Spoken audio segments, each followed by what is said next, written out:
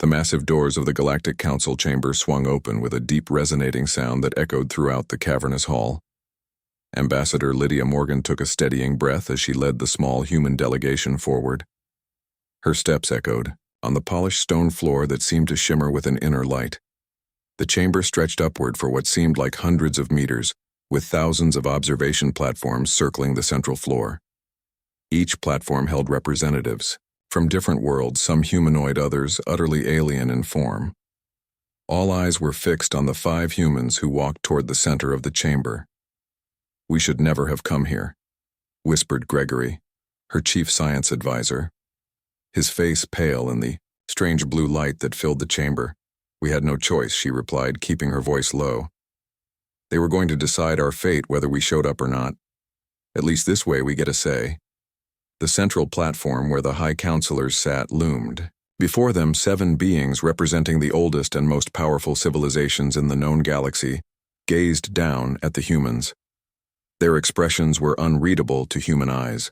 Species: 4291 designation, human of planet Earth. You stand accused of violating Galactic Security Protocol 17.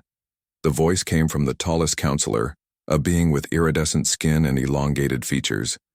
You have developed faster than light technology without supervision and made contact with multiple civilizations without authorization. How do you plead? The chamber fell silent. Lydia felt the weight of thousands of alien stares. She had rehearsed this moment countless times on the journey here, but standing before the assembled might of a galactic civilization that spanned thousands of worlds made her mouth go dry. "Your Excellencies." She began, her voice stronger than she felt. "I respectfully submit that we cannot plead to laws we were never informed of." A murmur swept through the chamber. The counselors exchanged glances. "Ignorance of law is not an acceptable defense." The counselor to the right spoke, this one resembling an insectoid with compound eyes that reflected the light in fractured patterns. Ambassador Morgan turned slowly, taking in the vast chamber and its occupants. Then she did something unexpected. She smiled. "You misunderstand me. Your Excellency, I am not claiming ignorance as a defense. I am questioning the jurisdiction of this council over a species that was deliberately kept ignorant of, galactic society." The chamber erupted in noise, thousands of representatives speaking at once in a cacophony of languages. The High Counselor raised a limb, and silence fell immediately. "Explain yourself." "Human. Our scientists discovered evidence of observation, posts in our solar system dating back thousands of years," Lydia said. "We found ruins on our moon Mars and several asteroids indicating long-term surveillance of our planet and species. Yet in all that time, no contact was initiated, no invitation extended to join your community. Why were we being watched if not to eventually welcome us?" The counselors conferred among themselves, speaking in low tones that the human delegation could not hear. Finally, the central figure spoke again. "The quarantine protocol was enacted for your protection. Earth resides in a sector with unusually high concentrations of aggressive species. Your civilization was deemed too fragile for contact." Lydia nodded as if considering this, but records retrieved from an abandoned observation post indicate that the quarantine was extended 3 times after our civilization had reached the benchmarks typically used for first contact. She pointed to data displayed on the small device on her wrist. This data was verified by representatives from the Arctarian Confederacy and the Novan Republic, both of whom made unauthorized contact with Earth in the last decade. Another murmur swept through the chamber, louder this time. The insectoid counselor clicked rapidly in what seemed like agitation. "The human speaks truth," called a voice from one of the observation rings. "The Arctarians made contact 2 of your cycles ago. We found them worthy of dialogue." The Novans also confirmed this, called another voice. "Our scientists have exchanged knowledge with the humans. They learn quickly and adapt well." Lydia continued. "The evidence suggests that certain members of this council deliberately isolated Earth, not for our protection, but because our development posed a potential challenge to existing power structures." A third counselor rose, this one vaguely reptilian with scales that shifted color with its movements. "This is a serious accusation, human. Do you have evidence?" In response, Lydia nodded to one of her team members who activated a holographic display. The image showed star charts, trade routes, and resource deposits. "Earth sits at the junction of 3 major trade routes," she explained. "Our solar system contains 17 elements considered rare in this sector of the galaxy, including this." She held up a small vial of blue liquid. "The element your medical technology depends on for anti-aging treatments. According to the information we gathered, humans are uniquely capable of synthesizing this compound artificially, something your scientists have failed to do in 3,000 years." The chamber grew absolutely silent. "We did not come here to plead for acceptance," Lydia said, her voice carrying clearly through the hall. "We came to negotiate as equals. The quarantine kept us isolated, but it also protected us from outside influence. We developed independently, forging our own path. And now we offer partnership with this council, not subservience." The counselors conferred again, this time for several minutes. The tension in the chamber was palpable. When they finally turned back to the human delegation, their demeanor had subtly changed. Ambassador Morgan, the lead counselor, began. "The council acknowledges the unusual circumstances of this first contact. We propose a probationary membership for Earth, not as a subject world, but as an autonomous associate of the Galactic Council." Lydia smiled again, this time more genuinely. "I am authorized to accept such terms provided that Earth maintains control of its resources, and that we receive full access to galactic law archives to ensure fair treatment going forward." The lead counselor seemed to hesitate before nodding. "We find these terms acceptable. A formal agreement will be prepared." As the human delegation was escorted to chambers where they would wait for the formal documents, Lydia finally allowed her shoulders to relax. "That was incredibly risky," Gregory said, his voice low. "They could have ordered our planet quarantined permanently, or worse. Not once they realized what we know," she replied, "and what we have." She patted the sample case she carried. "Humanity has something unique to offer, Gregory. Our adaptability, our creativity, our ability to solve problems that have stumped older civilizations for millennia. They need us more than they want to admit." The political landscape of the galaxy shifted that day, though few immediately recognized it. The humans had achieved something unprecedented, entering the galactic stage not as supplicants, but as valued partners. The quarantine that had been meant to contain them had instead created a species that thought differently, approached problems from unique angles, and now offered solutions that the established powers had overlooked. In the days that followed, representatives from dozens of worlds sought audiences with the human delegation, eager to establish relations with the newcomers. Lydia and her team worked tirelessly, navigating the complex web of alliances, rivalries, and ancient grudges that defined galactic politics. Earth became the focus of intense interest and speculation. The quarantined world that had emerged not as a primitive society to be guided, but as a fully realized civilization with its own strengths and perspectives. The humans' skill at diplomacy surprised many. They learned quickly, adapted to alien customs, and found common ground with species vastly different from themselves. The High Council watched this with mixed reactions. Some saw opportunity in these newcomers, others potential threats to the established order. But all recognized that the galaxy had changed. The humans had forced their way to the table not through military might, but through clever diplomacy, resourcefulness, and the strategic use of knowledge. As Lydia prepared for the formal induction ceremony, she reflected on the journey that had brought them here. First contact had come not as they had expected, with ships landing on Earth, but with humanity reaching out to the stars, discovering they were not alone and had never been alone. The path forward would not be easy. There were factions that resented the humans' rapid rise powers, that would seek to control or manipulate Earth for their own ends. But humanity had survived millennia of evolution, conflict, and growth. They would find their way among the stars just as they had on their homeworld. The galaxy was ancient, filled with wonders and dangers in equal measure, but it had never encountered humans before, and that made all the difference. The vast amphitheater of the Galactic Council hummed with tension as thousands of alien representatives shifted in their seats. The central platform remained empty, a spotlight illuminating the vacant space where the fate of humanity would soon be decided. Captain Eliza Wright stood at the entrance, her uniform crisp despite the 36-hour journey from Earth.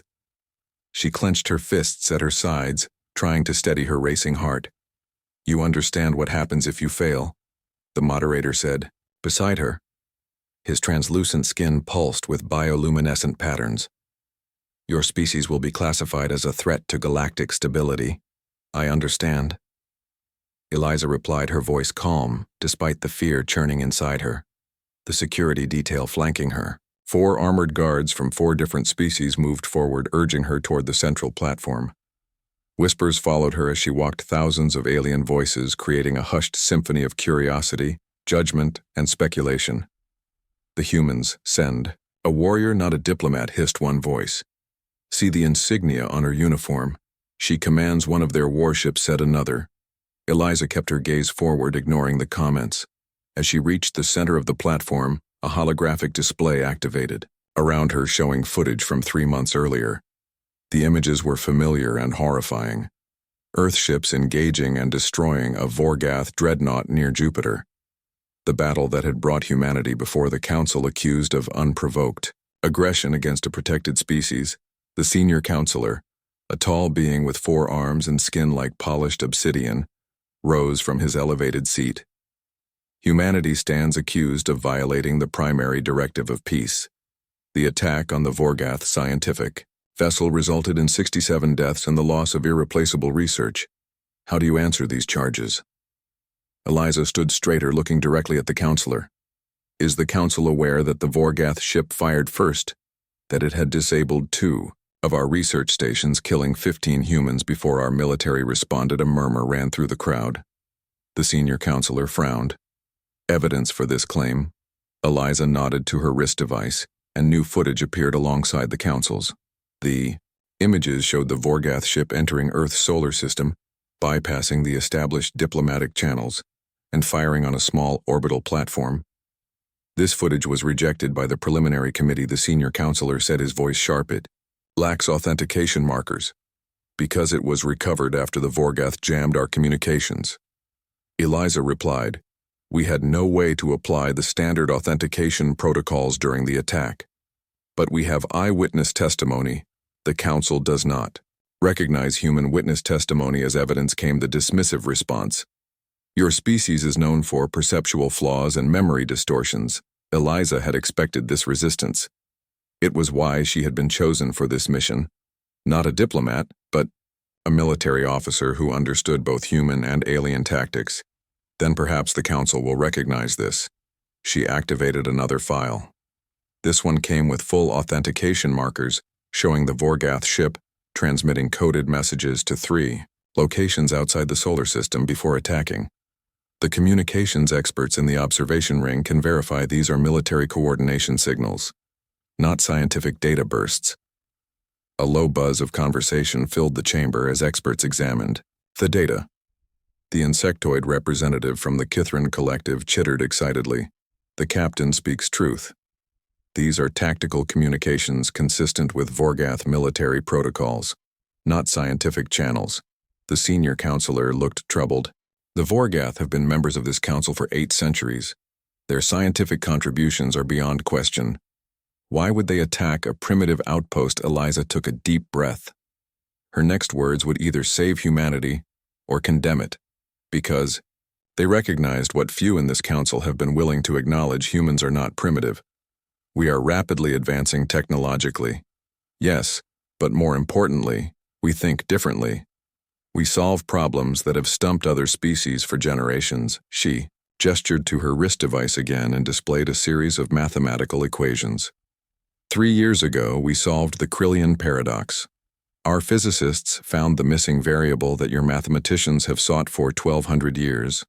The Vorgath attacked because they accessed our research networks and saw what we were becoming. Not a threat, but a rival. The equations hung in the air. Complex, beautiful, and undeniably solved. The senior counselor stared at them, his expression unreadable. "That is impossible," he whispered. The Krillian paradox is unsolvable. And yet, Eliza said softly, her voice carrying in the silent chamber. A new voice spoke from the high observation ring. A Tellurian representative with cloudy eyes and skin like weathered stone. If the humans have truly solved the paradox, then the implications for transdimensional physics are profound. We must verify this.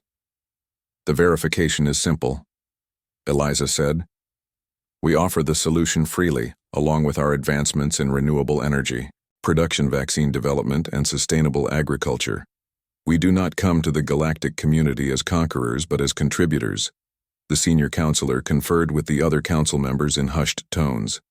The chamber remained tense as thousands of representatives waited. Finally, he turned back to Eliza. The evidence you present changes the context of the incident. However, one question remains. Why did your forces completely destroy the Vorgath vessel rather than disabling it? A less aggressive response would have preserved lives and allowed for proper judicial proceedings. Eliza had anticipated this question too. It was the crux of the matter, not just the incident, but what it revealed about humanity.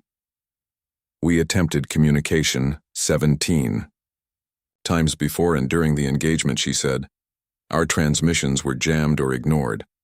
When the Vorgath targeted our civilian habitation ring with enough firepower to kill 10,000 colonists, we made the decision to neutralize the threat completely.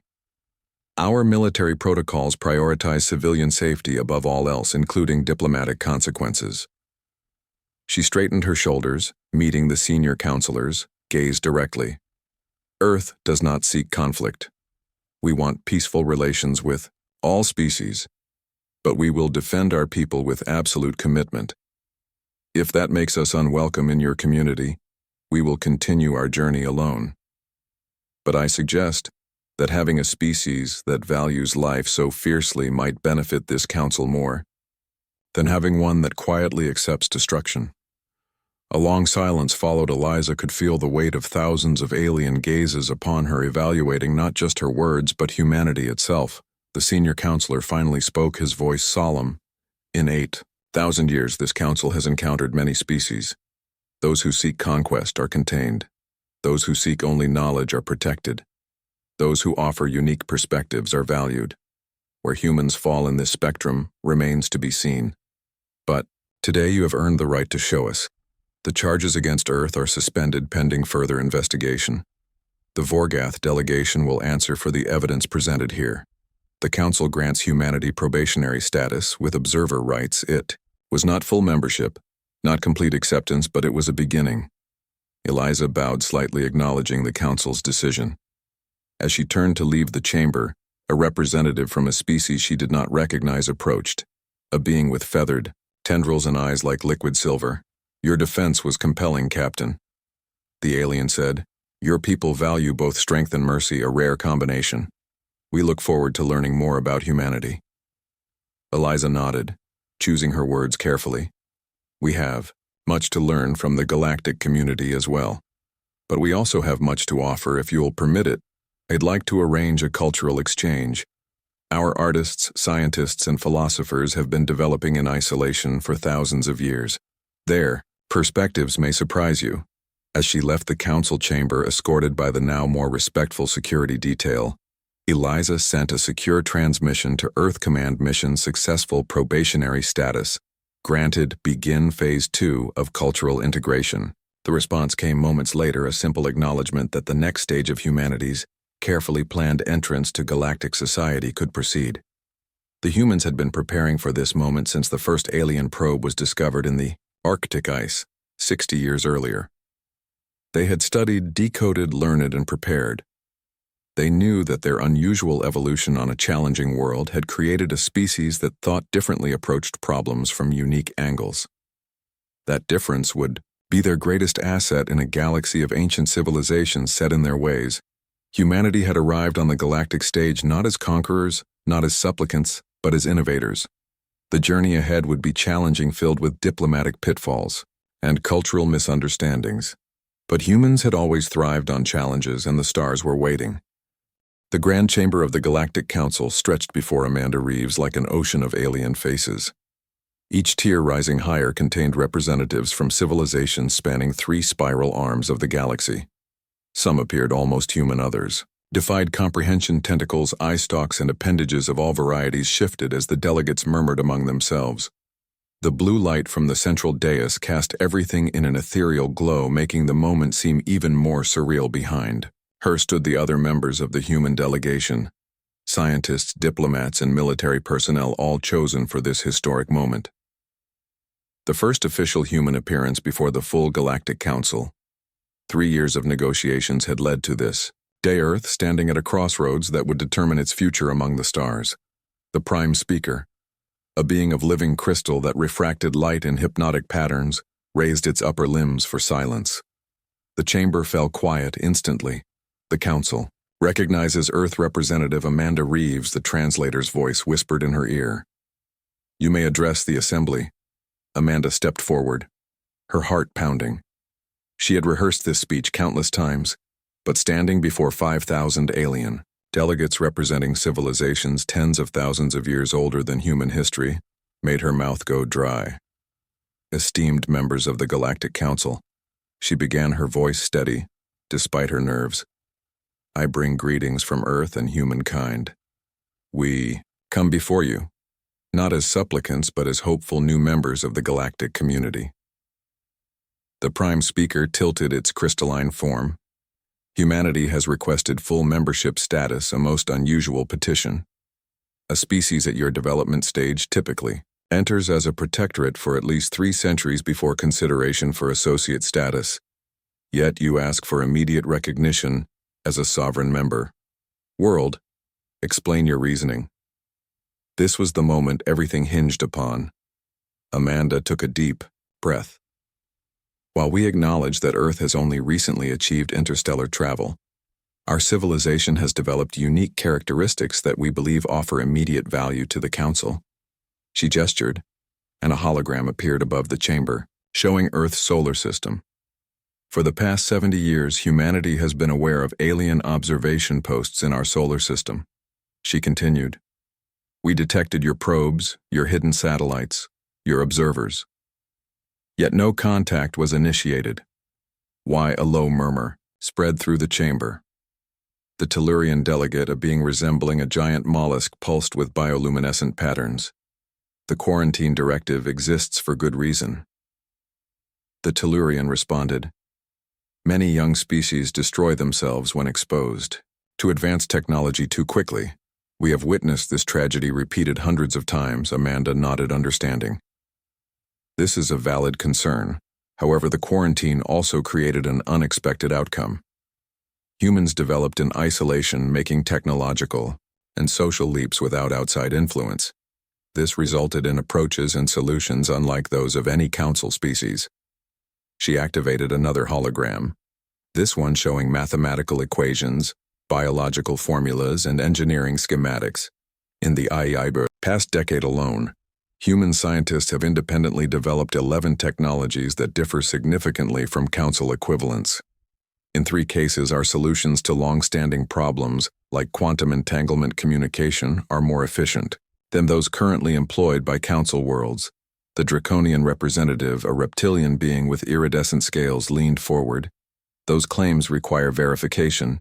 We anticipated this response," Amanda said with a slight smile. "All technical data has been provided to the Scientific Committee for evaluation, but perhaps a more immediate demonstration is in order." She nodded to one of her team members who stepped forward, holding what looked like a small silver sphere. This device was developed by Earth scientists studying the problem of language barriers. It creates a direct neural interface, allowing thoughts to be transmitted across species boundaries without the limitations of linguistic translation. The chamber erupted in noise. Dozens of delegates spoke at once, some in alarm, others in disbelief. "Impossible."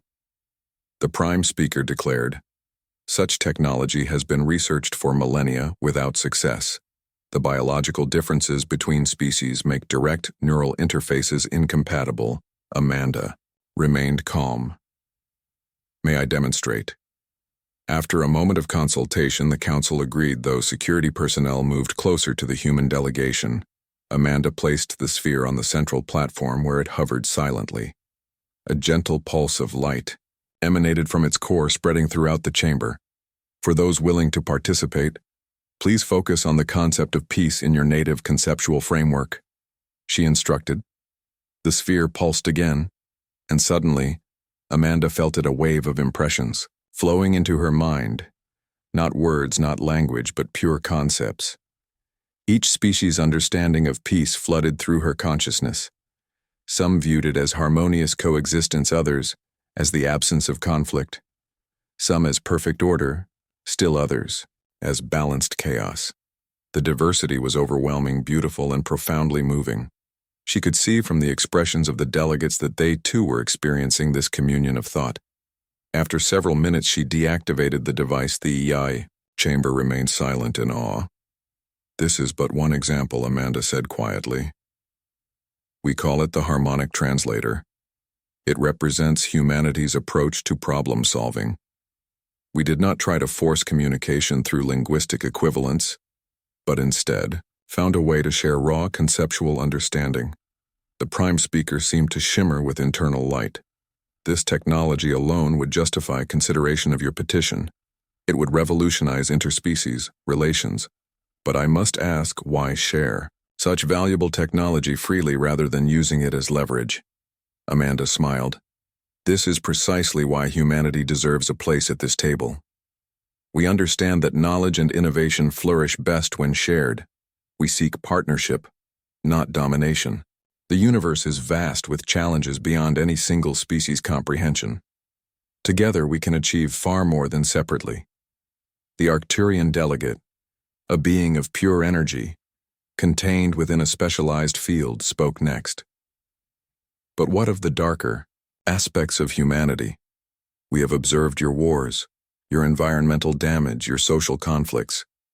How can we trust such a volatile species with advanced technologies?" It was a fair question, one Amanda had expected. "We do not hide our flaws," she acknowledged. "Our history contains much we are not proud of. But consider this." She gestured to her diverse team. "While many council species evolved toward uniformity, humans embrace diversity. Our greatest strength is our adaptability, our ability to see problems from multiple perspectives. This sometimes leads to conflict, yes, but also to innovation and resilience. We do not claim to be perfect, but we learn from our mistakes." She paused, letting her words sink in. "The Council has existed for 50,000 years, bringing order and advancement to the galaxy. But in recent centuries, progress has slowed. Innovation has plateaued. Conflicts with non-member species have increased. We offer a fresh perspective, one that might help address these challenges." The chamber remained silent as the council members considered her words. Finally, the prime speaker addressed the assembly. "The human petition requires further consideration. We will recess for deliberation. The delegation will be summoned when a decision is reached." Amanda and her team were escorted from the chamber. Their Kithran guide, an insectoid being with compound eyes and translucent wings, buzzed softly. "In all my cycles, I have never witnessed such an address to the council. Your species is either remarkably brave or dangerously naive." "Perhaps a bit of both," Amanda admitted with a smile. "It's a very human combination." The deliberation lasted 3 days. Earth time. During that period, the human delegation was confined to guest quarters, though treated with respect. Various council representatives visited, asking questions, examining the technologies they had brought.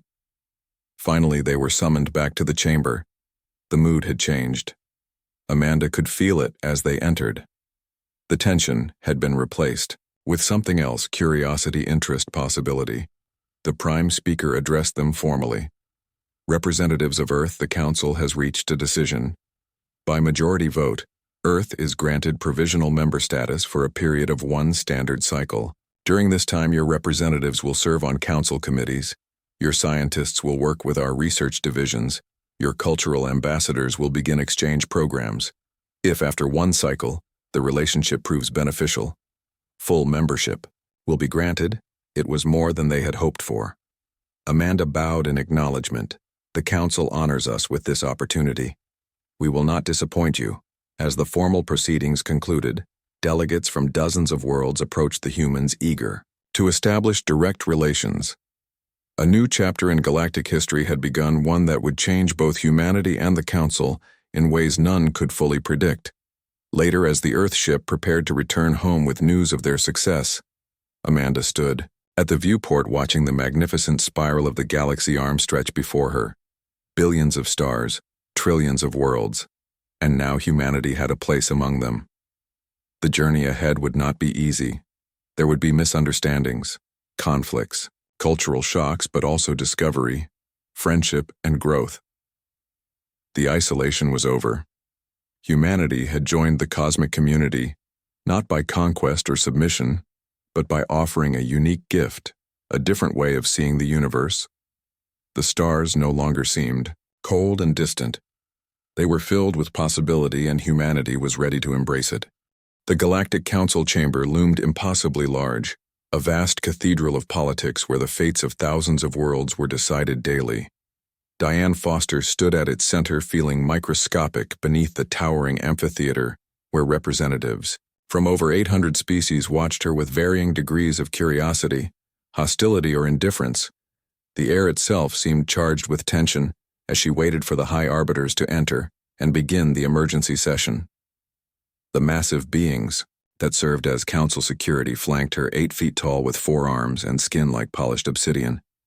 They had confiscated her communications devices, her diplomatic credentials, everything except the clothes she wore. She stood alone, representing not just Earth but all of humanity in a trial no human had anticipated. The chamber lights dimmed, and 7 figures appeared on the highest dais. The High Arbiters of the Galactic Council. Each represented one of the founding species of the interstellar Alliance civilization, so ancient they had been exploring the stars when humans were still perfecting stone tools. Their forms varied wildly, from vaguely humanoid to utterly alien, but all possessed an aura of absolute authority. The first arbiter, a being of swirling energy contained within a crystalline shell, spoke, its voice translated into sounds human ears could comprehend. Emergency session 42991 has commenced. The subject is Earth, and the human violation of Council Directive 17. Diane cleared her throat. Earth recognizes the authority of this council but requests clarification on the specific violation. The third arbiter, a massive being with features that seemed to constantly shift and rearrange, leaned forward. The evidence has been provided to your government representative, Foster. Your military vessels have crossed into the Orion Quarantine Zone, a restricted sector under Council protection. This is an unambiguous violation of interstellar law. Diane nodded slowly, careful to keep her expression neutral. We acknowledge that Earth ships entered the sector, however. Acknowledgement is insufficient, the 5th arbiter interrupted. This one resembled an insectoid with iridescent compound eyes and chitinous exoskeleton.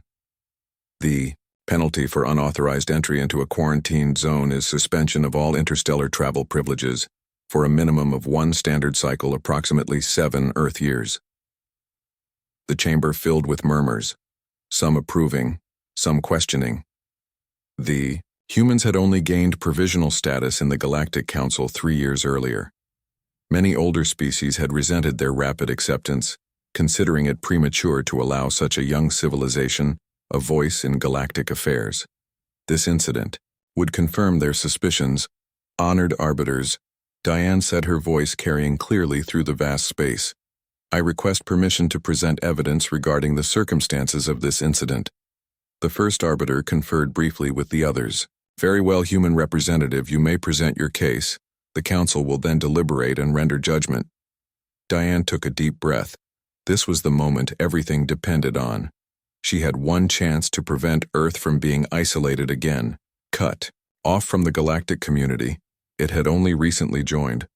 3 weeks ago, our long-range sensors detected an anomalous energy signature originating from within the quarantine zone, she began. A signature consistent with a Class 5 extinction event. The chamber grew silent. This was not what they had expected. Our analysis indicated that a civilization on the fourth planet of the Rigel system was developing antimatter technology without proper containment protocols. We calculated a 90% probability of catastrophic failure within 14 days, an event that would destroy not only their civilization, but potentially affect neighboring systems. The second arbiter, a being composed of what appeared to be liquid mercury flowing within. A containment field spoke. Why did you not bring this information to the council immediately? Diane met the shifting gaze steadily. We did. Our ambassador submitted the data to the Emergency Response Committee. But the committee determined that the evidence was inconclusive and that the quarantine could not be breached without unanimous council approval. A process that would take at minimum 26 days. Earth faced a difficult choice. Wait for approval and allow billions of sentient beings to die or violate the quarantine to prevent catastrophe. We chose the latter. She activated a small device on her wrist, projecting holographic images into the center of the chamber, showing Earth vessels approaching a blue-green world. The ships maintained orbit, deploying smaller craft that descended to the surface. Our intervention team made no direct contact with the native population. She continued. They infiltrated the primary research facility and modified the containment systems to prevent collapse. The civilization remains unaware of our presence or of the greater galactic community. The quarantine itself remains effectively intact. The fourth arbiter, a massive being with features resembling both plant and animal, spoke, its voice resonating deeply. Your intentions may have been benevolent, human representative, but the council established quarantines for crucial reasons. The development of civilizations must proceed naturally without interference. The potential harm from intervention often exceeds the immediate threat. Diane nodded again. I understand the principle. Arbiter, and under normal circumstances, Earth would respect it absolutely. However, our ethical frameworks place the preservation of sentient life as a paramount value. When faced with a choice between adherence to regulation and the prevention of mass extinction, we chose the latter. The sixth arbiter, who had remained silent until now, shifted forward. This one appeared almost humanoid, though its skin shimmered, with patterns that seemed to reflect its thoughts. You believe your judgment superior to the collective wisdom of the council species, with millions of years of combined experience in interstellar relations. It was a dangerous question, one that could easily offend the ancient powers that governed the galaxy. Diane chose her next words with extreme care. Not superior arbiter. Different. The council operates on principles of non-interference and natural development, which have proven effective over millennia. Earth respects this wisdom. However, humans evolved on a planet of constant change and crisis. Our history is defined by adaptation to unexpected threats. This has instilled in us a bias toward action when lives are at stake. She paused, scanning the chamber, gauging the reaction of the assembled representatives. Perhaps this is why humans were permitted to join the council, despite our youth. As you stated, we offer a different perspective, one that might complement existing wisdom rather than challenge it. The chamber filled with murmurs again as representatives from hundreds of worlds discussed this statement. The seventh arbiter, the last to speak, resembled a collection of geometric shapes, constantly arranging and rearranging themselves. You violated a core directive of this council, human representative Foster, that cannot be disputed regardless of intention or outcome. What does Earth propose as restitution? Diane straightened her posture. This was the moment she had prepared for. Earth accepts responsibility for our actions and proposes the following. First, we will submit all data collected during the operation to the Council Science Directorate to assist in monitoring the affected civilization. Second, we will accept a permanent Council observation post in Earth's solar system to monitor our compliance with directives. Third, rather than suspension of interstellar privileges, we propose that Earth vessels serve the Council Rescue Authority for one standard cycle, responding to emergency situations where immediate action is required. The High Arbiters conferred among themselves, their conversation inaudible to the rest of the chamber. The tension built as minutes stretched on. Finally, the first arbiter addressed the assembly. The Council recognizes Earth's violation of Directive 17. However, we also acknowledge the exceptional circumstances and the minimal impact on the quarantined civilization. The proposed restitution is accepted with one addition. Earth will develop a formal protocol for similar situations in the future to be submitted for Council approval. This protocol will serve as a framework for all member worlds when extinction-level events are detected in quarantined zones. It was a victory, though a qualified one. Diane bowed respectfully. Earth accepts these terms and thanks the Council for its wisdom. As the emergency session concluded, representatives from dozens of worlds approached Diane. Some offered congratulations, others warnings, still others proposed alliances. The political landscape had shifted. Earth had demonstrated both independence and respect for Council authority, a difficult balance that many older civilizations struggled to maintain. Later, as she prepared to return to Earth, Diane was approached by a representative of the Arcturians, one of the oldest species in the galaxy. An interesting solution. Human, the alien said, its voice melodic. You risked much to save beings you've never met. It seemed the only ethical choice, Diane replied. Arcturian made a gesture that translated as philosophical amusement. Fascinating, your species continues to surprise us. Most young civilizations are either too timid to challenge Council directives or too arrogant to respect them. You somehow manage both defiance and deference. Your addition to the Council has proven more significant than anticipated as her ship departed for Earth. Diane reflected on those words. Humanity was finding its place among the stars, not by conquering, not by submitting, but by being uniquely human, willing to take risks for the right reasons. Respect. The translucent doors of the Grand Assembly Chamber parted with a soft hiss. Richard Hayes stepped through, trying to maintain his composure, despite the magnitude of the moment. Thousands of beings from across the galaxy turned their attention to him. Their forms varied and strange to human eyes. Some appeared almost familiar with humanoid features, while others defied comprehension. Creatures of energy, vapor, and forms that seemed to shift between dimensions. The vast chamber stretched upward. For hundreds of meters, its walls lined with hovering platforms where representatives from over 12,000 worlds watched in silence. Richard walked forward, his footsteps echoing on the crystalline floor. Behind him followed the other members of the Earth delegation, scientists, diplomats, and military personnel, all chosen for this critical mission. The fate of humanity would be decided today by beings whose civilizations were ancient, when the first humans were still learning to control. Fire at the center of the chamber stood the High Council, 7 beings representing the founding species of the Galactic Confederation, the eldest and most powerful civilizations in known space. Their combined knowledge spanned millions of years, making human history seem like the blink of an eye. The first counselor, a being composed of swirling energy patterns contained within a specialized field, spoke its thoughts translated into sounds human ears could comprehend. Earth stands accused of actions unprecedented in the history of this council. The voice resonated throughout the chamber, the tampering with fundamental galactic law. How do you respond to these charges? Richard nodded respectfully. Esteemed counselors, representatives of the Galactic Confederation, Earth acknowledges the gravity of this situation. We have indeed proposed modifications to the non-interference directive, but we reject the characterization that this constitutes tampering. Rather, we suggest it represents an evolution of thought consistent with the Confederation's founding principles. A murmur spread through the assembly.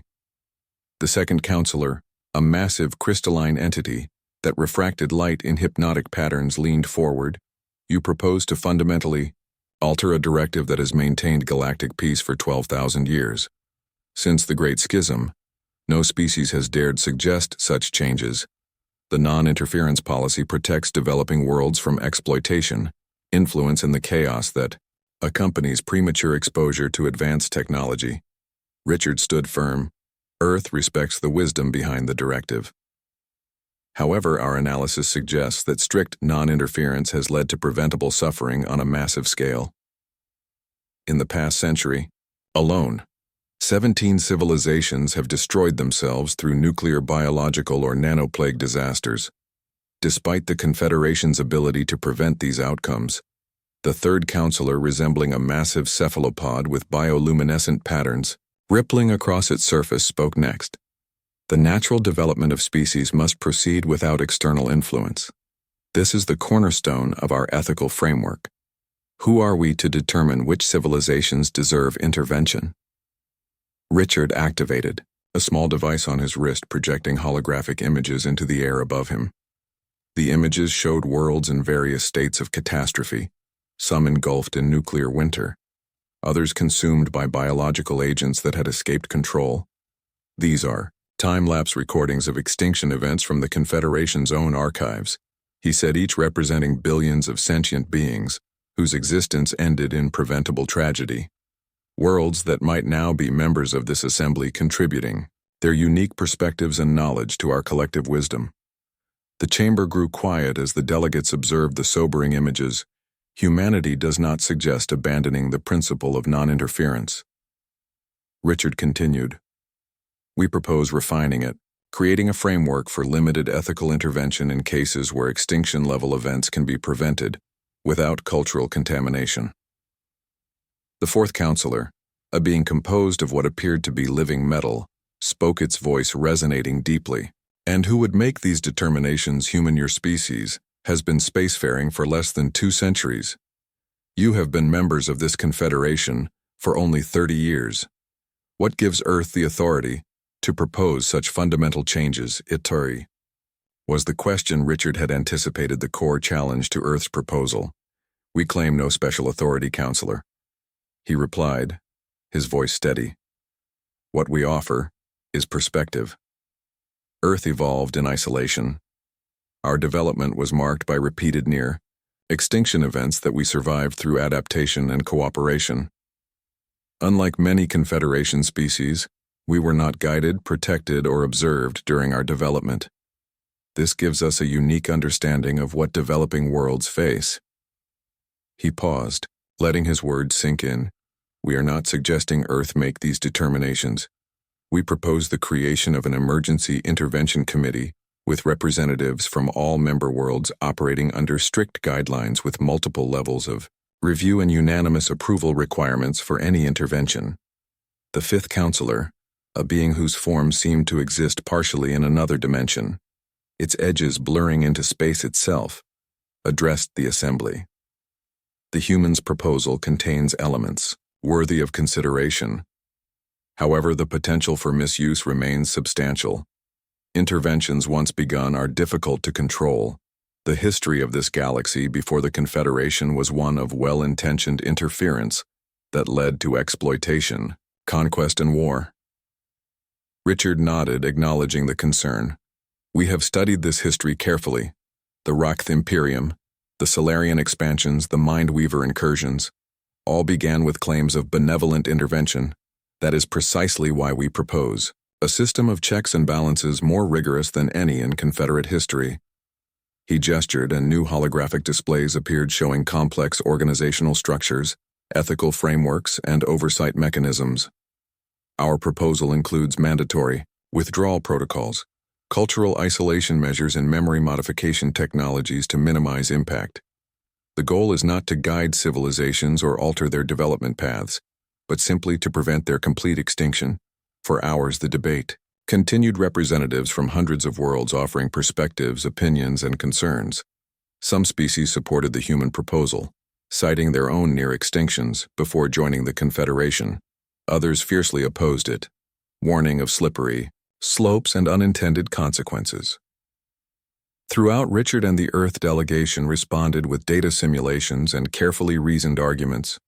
Finally, after what seemed like days of debate, though only hours had passed, the High Council called for silence. The chamber grew still as the 7 founding members conferred among themselves using methods of communication beyond human perception. Minutes stretched on tension building throughout the vast space. At last, the first counselor addressed. The Assembly, in 12,000 years, this confederation has modified its founding directives only 17 times. Each instance represented a profound evolution in our collective understanding of cosmic responsibility. The human proposal has merit, though it challenges principles we have held as inviolable. The counselor paused, its energy form pulsing with patterns that suggested deep contemplation. We propose a compromise. A 3-cycle trial period during which a limited intervention protocol will be established for extinction-level events only. All interventions must receive unanimous approval from the High Council and include representatives from at least 100 member worlds. No direct contact with subject civilizations will be permitted, and all evidence of intervention must be eliminated. Richard exchanged glances with his team. This was more than they had hoped for, a genuine willingness to experiment with a new approach. Earth accepts these terms with gratitude, he said. We stand ready to assist in establishing the protocols and implementing the oversight mechanisms. As the formal session concluded, representatives from dozens of worlds approached the Earth delegation. Some offered congratulations, others continued to express concerns. A few suggested alliances or partnerships to help shape the implementation of the new directive. A representative of the Arcturian Conclave, one of the oldest civilizations in the Confederation, approached. Richard, its form was barely visible, a shimmer in the air that suggested a presence rather than defined it. Your species continues to surprise us. Human, it said, its thoughts translating directly into Richard's mind. Most young civilizations seek technological knowledge, trade agreements, or military alliances when they join the Confederation. You seek to change how we think. That is far more ambitious. Richard smiled slightly. We don't see it as changing how you think, but as offering a perspective you haven't considered. Our history, our struggles, our near extinctions give us insight into what developing worlds experience. The Arcturians seem to pulse with what might have been amusement. Precisely, young species bring fresh perspectives. That is their greatest value. To the Confederation, the wisdom of age combined with the insight of youth creates something greater than either alone. Perhaps that is why the founders created this assembly, not merely to govern, but to evolve. As the Earth delegation prepared to depart, Richard stood at a viewport, watching the magnificent swirl of the galaxy arm stretching before him. Billions of stars, trillions of worlds, and countless civilizations developing, evolving, struggling to survive. The Confederation had maintained peace among its members for 12 millennia. An achievement unparalleled in known history, but peace without compassion. Stability.